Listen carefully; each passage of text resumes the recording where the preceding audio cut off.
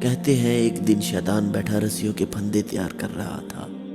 کچھ موٹی موٹی رسیوں کے پھندے تھے، کچھ باریک اور کمزور رسیوں کے پھندے تھے۔ وہاں سے ایک علم والے کا گزر ہوا تو اس نے شیطان سے پوچھا، ارے او دشمن انسان، یہ کیا کر رہے ہو؟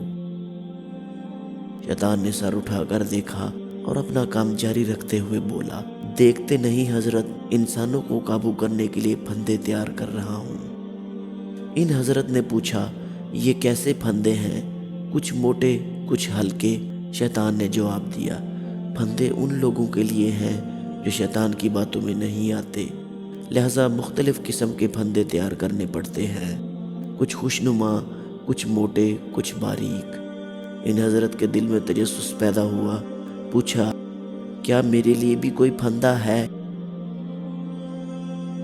شیطان نے سر اٹھا کر مسکراتے ہوئے کہا، آپ علم والوں کے لیے مجھے پھندے تیار نہیں کرنے پڑتے، آپ لوگوں کو تو میں چٹکیوں میں گھیر لیتا ہوں۔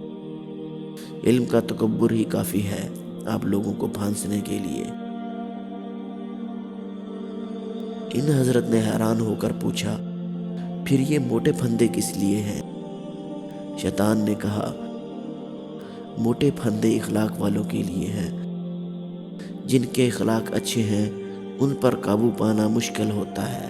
اسی لیے حدیث شریف میں ہے کہ اعمال میں سب سے زیادہ وزنی چیز اخلاق ہوگا۔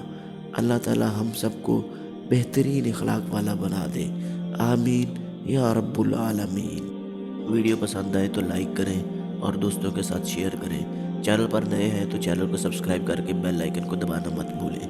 ملتے ہیں ایک نئی ویڈیو میں، تب تک کے لیے اللہ حافظ۔